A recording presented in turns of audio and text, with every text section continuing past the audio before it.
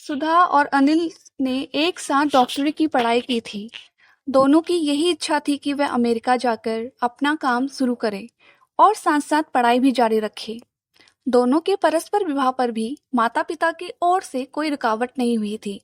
इसलिए दोनों विवाह के कुछ समय बाद ही अमेरिका आ गए। अमेरिका का वातावरण उन्हें काफी रास आया। अनिल और सुधा ने यहाँ आकर 5 वर्षों में काफी तरक्की कर ली थी।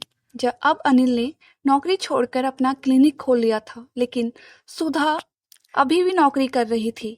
उसका कहना था, नौकरी में बधे बताए घंटे होते हैं।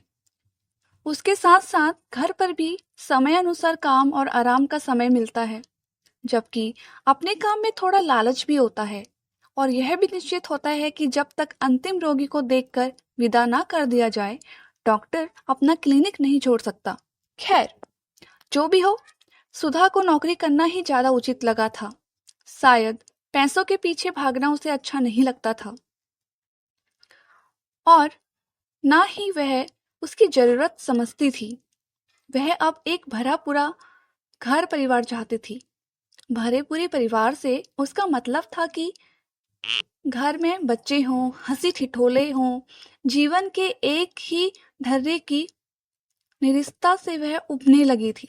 पहले पहल जब वे यहाँ आए थे तो दोनों की ही इच्छा थी कि अभी 3-4 वर्ष तक पढ़ाई पूरी करने के पश्चात अपनी प्रैक्टिस जमा लें और आर्थिक स्थिति मजबूत कर लें, फिर बच्चों का सोचेंगे। अब सुधा को लगने लगा था कि वह समय आ गया है जब वह एकाध वर्ष छुट्टी लेकर या नौकरी छोड़कर आराम कर सकती है और माँ बनने की अपनी इच्छा पूरी कर सकती थी। इसी आशय से एक दिन उसने अनिल से बात भी चलाई थी, लेकिन वह यह कहकर टाल गया कि नहीं, अभी तो हमें बहुत कुछ करना है। यहाँ बहुत कुछ करना जो था वह सुधा अच्छी तरह जानती थी। वास्तव में अनिल यहाँ आकर इतना ज्यादा भौतिकवादी हो गया था कि दिन रात रुपयों के पीछे भागता फिरता था। वह केवल दो ही प्राणी थी। रहने को अच्छा बड़ा सा मकान था जो सभी सुख सुविधाओं से सुसज्जित था। दोनों के पास गाड़ियां थी, अपना एक क्लिनिक भी था, लेकिन अनिल पर तो नर्सिंग होम खुलने का धुन सवार थी। नर्सिंग होम खोलने से सुधा ने कभी इनकार नहीं किया था, लेकिन वह अब थोड़ा आराम भी करना चाहती थी। उसे लगता था कि पिछले कितने वर्ष भागदौड़ में ही बीत गए हैं। कभी चैन से छुट्टियां बिताने का भी समय दोनों को नहीं मिल पाया। वैसे भी सुधा अब वास्तव में मातृत्व का सुख भी लेना चाहती थी। प्राय है जब अनिल क्लिनिक से घर लौटने में देर कर देता तो सुधा अकेली बैठी बैठी यही सब सोचा करती कि कैसी मशीनी जिंदगी जी रहे हैं वो लोग। बाहर से थक कर आओ तो घर का काम करना होता है, अपने लिए तो कोई समय ही नहीं बचता था। रोज ही वह सोचती कि अनिल से बात करेगी और हर रोज अनिल किसी न किसी बहाने से बच्चों की बात को टाल जाता। धीरे धीरे सुधा की शादी को 8 साल बीत गए। पहले पढ़ाई लिखाई के कारण ही उसने विवाह औसत आयु की अपेक्षा देर से किया था। फिर काम और अनिल की बढ़ती महत्वाकांक्षाओं के कारण वह अपनी इच्छा को पूरा नहीं कर पाई थी। लेकिन एक डॉक्टर होने के नाते अब वह जानती थी कि वैसे ही बच्चे को जन्म देने की दृष्टि से उसकी आयु बढ़ती जा रही है। दूसरी ओर अनिल की ओर से कोई उत्साह भी नहीं दिखाई देता था। अंत में उसने यही तय किया कि वह अनिल से साफ साफ कह देगी कि उसके नर्सिंग होम और दूसरी इच्छाओं के खातिर वह अपने अरमानों का गला नहीं घोटेगी। वह अब और अधिक प्रतीक्षा नहीं करेगी। अनिल जब रात को लौटा तो सुधा टीवी के सामने बैठी उसकी प्रतीक्षा कर रही थी। अनिल ने जब आराम से खाना वगैरह खा लिया तो सुधा ने धीरे धीरे बात आरंभ की, लेकिन अनिल ने उत्साह दिखाना तो दूर उसे फटकार दिया। यह क्या बेवकूफी भरी हरकतें हैं। अभी मेरे पास समय नहीं है इन सब बातों के लिए। अभी मुझे बहुत आगे बढ़ना है, सफलता प्राप्त करनी है, अपने इलाके में एक शानदार नर्सिंग होम खोलना है। जिसमें मैं तुम्हारी सहायता की आवश्यकता भी होगी। अभी कम से कम 3 साल तक इस विषय में सोचना भी असंभव है। सुधा की अवस्था एक चोट खाई हुई नागिन जैसी हो गई। वह चिल्लाकर बोली, भाड़ में जाए तुम्हारी सफलता, तुम्हारा पैसा, और भाड़ में जाए नर्सिंग होम। मुझे नहीं चाहिए ये सब। कुछ बात बिगड़ते देखकर अनिल ने बड़ी चतुराई से स्थिति को संभालने की कोशिश की। सुधा को पुचकार कर समझाने लगा और अपनी ओर से पूरा प्रयत्न कर के उसे शांत किया। इस झगड़े के लगभग 4 महीने पश्चात एक दिन सुधा को लगा कि वह गर्भवती है। इस बात से वह बहुत प्रसन्न थी। डॉक्टर से जांच करवाने के पश्चात ही वह अनिल को यह समाचार देना चाहती थी। वह एक दोपहर अपने ही अस्पताल के डॉक्टर के पास जांच करवाने गई। जांच रिपोर्ट ने यही बताया कि वह मां बनने वाली है। शाम को जब सुधा घर आई तो वह अपने को रोक नहीं पा रही थी। उसने 2 बार रिसीवर उठाया कि वह अनिल को बताएं, लेकिन फिर वह यह सोचकर रुक गई कि यदि फोन पर बात कर देगी तो अनिल के चेहरे पर आने वाली खुशी और आनंद के भाव को कैसा देख सकेगी। रात को जब अनिल घर आया तो सुधा ने उसे बड़े उत्साह के साथ यह खुशखबरी सुनाई। अनिल तो सुनकर भौंचक्का रह गया। वह गुस्से में बोला, तुम्हें ऐसे करने के लिए किसने कहा था? मेरी सारी योजनाओं को तुमने मिट्टी में मिला दिया। कोई जरूरत नहीं। अभी इसको कल जाकर गर्भपात करवा लो। मैं डॉक्टर से समय ले दूंगा। इतना सुनते ही सुधा चीख कर बोली, मैं इस बच्चे को जन्म दूंगी। मैंने कितनी प्रतीक्षा के बाद इसे पाया है।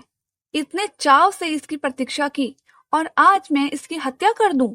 ऐसा कभी नहीं हो सकता। अनिल बोला, तुम यह तो सोचो कि इससे मुझे कितनी मुश्किल होगी। कम से कम 1 साल तक तो तुम बंद ही जाओगी और मुझे तुम्हारे होते हुए दूसरे डॉक्टरों को नियुक्त करना पड़ेगी। तुम तो जानते ही हो ना यहाँ डॉक्टरों को कितना ज्यादा वेतन देना पड़ता है। मैंने तुमसे कहा था कि हमें अभी किसी बच्चे की कोई आवश्यकता नहीं है। अभी हमारे पास फुर्सत ही कहाँ है इन सब झमेलों के लिए। आवश्यकता तो मुझे है। मेरा मन करता है कि मैं भी मां बनूं। मेरी भी इच्छा होती है कि एक नन्हा मुन्ना बच्चा मेरे इस सूने निरीह से घर और जीवन को अपनी मीठी आवाज कर और किलकारियों से भर दे। सुधा बोली, तो तुम नहीं जाओगी डॉक्टर के पास? अनिल ने क्रोध में भर कर पूछा। हर किस नहीं। सुधा फिर चीखी।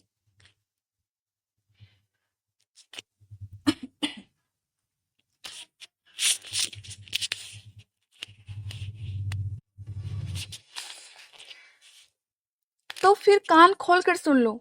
अगर तुम इस बच्चे को रखना चाहती हो तो मुझे खोना होगा। इतना कहकर अनिल घर का दरवाजा बंद कर बाहर चला गया। कुछ क्षणों में ही अनिल की कार के स्टार्ट होने की आवाज आई। सुधा टूट कर पलंग पर गिर पड़ी और फूट फूट के रोने लगी। सोचने लगी कि क्या करें और क्या ना करें। उसे लगता था कि 2 नन्ही नन्ही बाहों उसकी ओर बढ़ रही हैं। उसे लगा कोई नन्हा शिशु उसकी गोद में आने को मचल रहा है। ना जाने कब सुधा रोते रोते कल्पना के जाल बुनती बुनती सो गई। सवेरा हुआ तो वह उठी, रोज के भांति तैयार हुई और अपने अस्पताल की ओर चल पड़ी। दिन भर सोचती रही कि शायद अनिल का फोन आएगा और वह स्वयं आकर उसे मना लेगा, लेकिन कोई फोन नहीं आया। सुधा भारी मन से घर लौटी। देर तक टीवी देखने के बहाने अनिल का इंतजार करती रही, लेकिन अनिल घर ही नहीं आया। अगले दिन सवेरे अनिल आया और कुछ जरूरी सामान उठाकर बोला, अगर तुमने यह फैसला नहीं बदला तो मेरी भी एक बात सुन लो। मैं भी अब इस घर में कभी कदम नहीं रखूंगा। मैंने वहीं एक फ्लैट ले लिया है और वहीं रहकर अपना क्लिनिक संभालूंगा। बाद में नर्सिंग होम का काम भी मैं खुद ही संभाल लूंगा। तुम्हारा और मेरा अब कोई संबंध नहीं है। अनिल को जाते ही सुधा का निश्चय और भी पक्का हो गया। धीरे धीरे मन को समझा बुझाकर उसने भी कामकाज में स्वयं को व्यस्त कर लिया।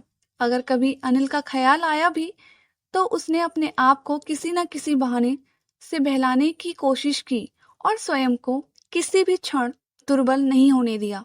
कभी कभार दोनों की मुलाकात भी हो जाती तो दोनों चुपचाप एक दूसरे से किनारा कर लेते। समय गुजरता गया। सुधा ने एक सुंदर स्वस्थ बेटे को जन्म दिया। वह शिशु को पाकर बहुत प्रसन्न थी। अनिल के पास भी उसने सूचना भिजवाई, लेकिन वह अपनी संतान को देखने भी नहीं आया। अनिल अब दिन बे दिन अधिक व्यस्त होता जा रहा था।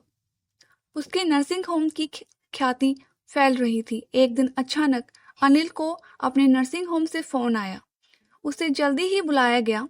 एक महिला का गंभीर ऑपरेशन होना था। महिला दिल की मरीज थी और डॉक्टर ने उसे कहा था कि यदि वह बच्चा पैदा करने का साहस करेगी तो उसकी जान को खतरा है। वही महिला आज डॉक्टर अनिल के पास गर्भावस्था में आ पहुंची थी। उसके बचने की संभावना बिल्कुल नहीं थी। ऑपरेशन तो कराना ही था, सो किया गया, लेकिन अनिल जच्चा बच्चा को ना बचा सका। बड़ी ही दुखद दृश्य था। उस महिला का पति फूट फूट कर बच्चों की तरह रो रहा था। थोड़ी देर तक भी भर कर रो लेने के पश्चात जब उसका आवेग थोड़ा सा कम हुआ तो अनिल ने एक ही प्रश्न पूछा, यदि तुम्हारी पत्नी गंभीर हालत में थी तो तुमने उसे डॉक्टर से मना करने पर भी ऐसा करने से रोका क्यों नहीं? उस व्यक्ति ने भीगी आंखों से उत्तर दिया, मेरी पत्नी जानती थी कि मुझे बच्चों से बहुत लगाव है। मैं आसपास के बच्चों को ही प्यार कर के अपना जी बहला लेता था।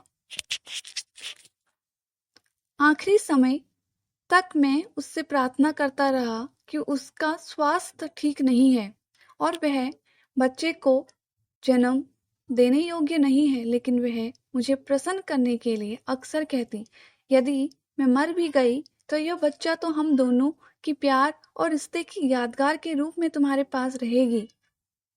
मुझे इसी से बहुत खुशी मिलेगी। अंत में जिस बात के लिए उसने इतना बड़ा बलिदान दिया वह भी पूरा नहीं हुई। ना वह रही और ना बच्चा।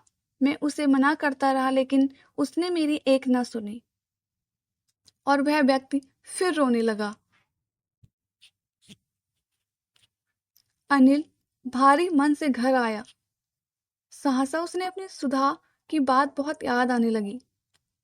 उसने साहस बटोर कर घर के बाहर खड़ी गाड़ी स्टार्ट की और सुधा के घर के सामने जा पहुंचा। अनिल ने दरवाजे पर लगी घंटी बजाई। थोड़ी देर में दरवाजा खुला। सुधा अवाक अनिल को देखती रह गई। कुछ क्षणों तक दोनों उसी अवस्था में खड़े रहे। फिर धीरे से अनिल ने कहा, माफी, यहीं से ही मांग लूं या अंदर आने की मुझे अनुमति है? थोड़ी देर के लिए सुधा कुछ सोचती रही। फिर दरवाजा छोड़कर उसने अनिल के अंदर आने के लिए रास्ता बना दिया।